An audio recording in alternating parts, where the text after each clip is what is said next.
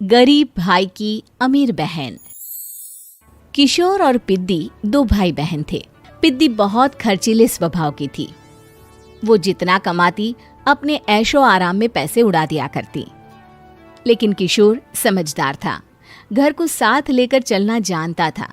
अपनी बहन के जितना कमाता तो नहीं था, लेकिन फिर भी वो किसी तरह घर का खर्च चला लेता था।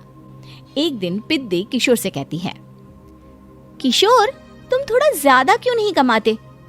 मेरे दोस्त रोज मेरा मजाक उड़ाते हैं। अरे बहन, मैं कोशिश तो कर रहा हूँ। अच्छा सुनो, अगले महीने रक्षाबंधन है, मुझे सोने का हार चाहिए, इससे कम कुछ भी ना लूंगी। अरे दिला दूंगा बहन। किशोर को पूरी रात नींद नहीं आती। उसके दिमाग में बस ये चल रहा था कि उसकी माली हालत इतनी बिगड़ चुकी है, अब वो सोने का हार कहाँ से लाएगा। अगले दिन किशोर सुबह सुबह घर से ये बोलकर निकल गया कि पिद्दी, मैं गांव से बाहर जा रहा हूँ, कुछ दिन घर नहीं आऊंगा। किशोर ने अपने काम के साथ साथ फेरी में कपड़े बेचने भी शुरू कर दिए, जिससे वो ज्यादा से ज्यादा पैसे कमा सके। रात में वो एक बिल्डिंग की चौकीदारी भी करने लगा। अपने काम से थोड़ा बहुत समय निकालकर बस कुछ घंटे की नींद ले पाता था। और कब वो कुछ दिन एक महीने में बदल गए और रक्षाबंधन भी आ गया, पता ही नहीं चला। लेकिन किशोर अभी तक घर वापस नहीं लौटा।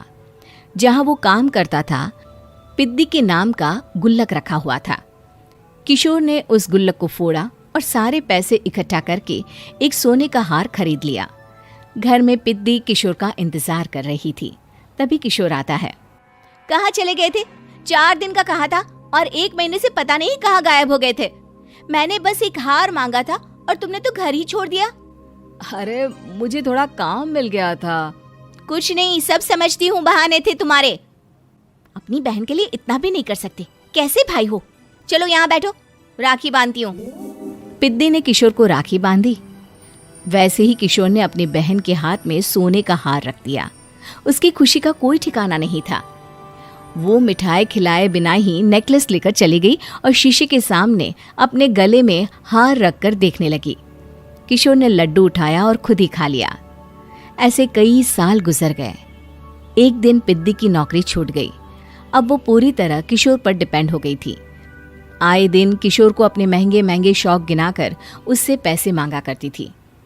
किशोर, कुछ पैसे देना, मुझे पार्लर जाना है। किशोर बिना कुछ बोले उसे पैसे दे देता। ये क्या, 500? अरे इतने में तो मुझे पार्लर में एंट्री मिलेगी बस। अच्छा, देता हूँ ना ज्यादा। अरे कैसे भाई हो, अपनी बहन के लिए इतना भी नहीं कर सकते। किशोर ने जेब से 2000 का नोट निकाला और उसे दे दिया। किशोर गरीबी में रह लेता था, लेकिन अपनी बहन को कभी कोई कमी नहीं होने देता था। बेटा, पिद्दी तुम्हारी बहन है, उसे कभी किसी चीज की कमी मत होने देना और उसका ध्यान रखना, क्योंकि भाई का फर्ज होता है अपनी बहन का ध्यान रखना। किशोर ने माँ की कही ये बात हमेशा के लिए याद कर ली थी। शायद माँ की इसी बात की वजह से किशोर पिद्दी की हर जिद पूरी करता चला आ रहा था। किशोर, आज मैं अपने दोस्तों के साथ पार्टी करने जा रही हूँ, मुझे कुछ पैसे दो ना। किशोर पिद्दी को समझाता है, लेकिन पिद्दी नाराज होकर चली गई और अपने कमरे में सुबक सुबक कर रोने लगी। किशोर अपनी जेब से कुछ पैसे निकालता है और पिद्दी को दे देता है। किशोर खुद कभी अच्छे कपड़े नहीं पहनता, लेकिन पिद्दी को राजकुमारी की तरह रखता।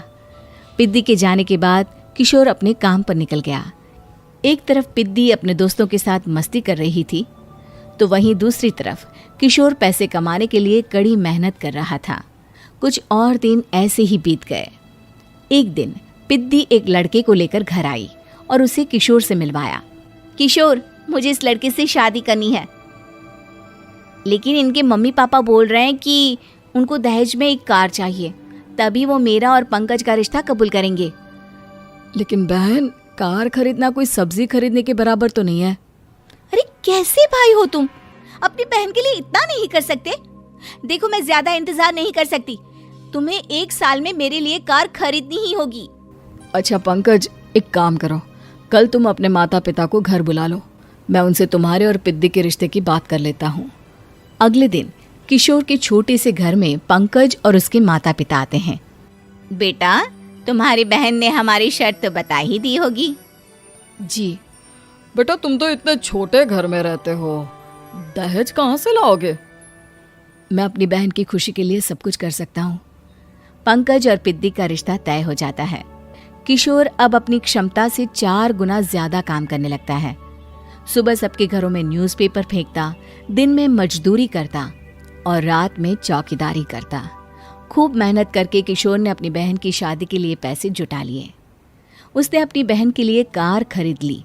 जब वो पिद्दी के ससुराल वालों से मिलने गया तो उन्होंने किशोर से और पैसों की मांग की। इस बार किशोर हार चुका था। पिद्दी माफ करना, मैं तुम्हारी शादी उस लड़के से नहीं कर सकता। वो लालची लोग हैं, उन्हें सिर्फ पैसों से मतलब है। देखो किशोर, मैं पंकज से ही शादी करूंगी। क्योंकि पिद्दी ने तो किशोर की बात न मानने की जैसे कसम खा रखी थी। किशोर ने पंकज को घर बुलाया। पंकज, तुम अपने माता पिता को समझाते क्यों नहीं हो? भैया, वो हमारी शादी के लिए मान गए, मेरे लिए तो यही बहुत बड़ी बात है। हम एक काम कर सकते हैं, दहेज की रकम में से कुछ पैसे मैं आपको दे देता हूँ। अरे लेकिन समाज वाले क्या कहेंगे? अरे जब दुनिया को पता चलेगा तब ना। अच्छा, कुछ पैसे मैं अपने मालिक से कर्ज में ले लेता हूँ। कुछ पैसे पंकज देता है, कुछ वो कर्जा लेता है और अपनी उम्र भर की कमाई वो अपनी बहन की शादी में लगा देता है। आखिर में पंकज और पिद्दी की शादी हो जाती है। पिद्दी की विदाई के बाद किशोर बिल्कुल अकेला पड़ जाता है। अब उसका कमाने में भी मन नहीं लगता। उधारी वाले रोज घर में आकर बैठ जाते हैं। अरे किशोर, अब तो पिद्दी की शादी को 5 साल हो गए, अब तो हमारा पैसा लौटा दो। चाचा, पिद्दी के जाने के बाद किसी भी काम में मन नहीं लगता। अरे तो हमारा पैसा कैसे वापस मिलेगा? जी, कुछ करता हूँ मैं। किशोर के ऊपर बहुत सा कर्जा चढ़ गया था, इसलिए उसने तय किया कि वो ये घर बेचकर सबके पैसे लौटा देगा। अगली सुबह शहर के किसी साहूकार को उसने अपना घर बेच दिया और सबके पैसे लौटा के वो गांव छोड़कर चला गया। पिद्दी ने शादी के बाद कभी अपने भाई का हाल तक नहीं पूछा। किशोर को फर्क नहीं पड़ता था, बस ससुराल में उसकी बहन खुश है ये जानकर उसे खुद की खुशी मिलती थी और ये सोचकर कि उसने माँ से किया हुआ वादा पूरा कर दिया।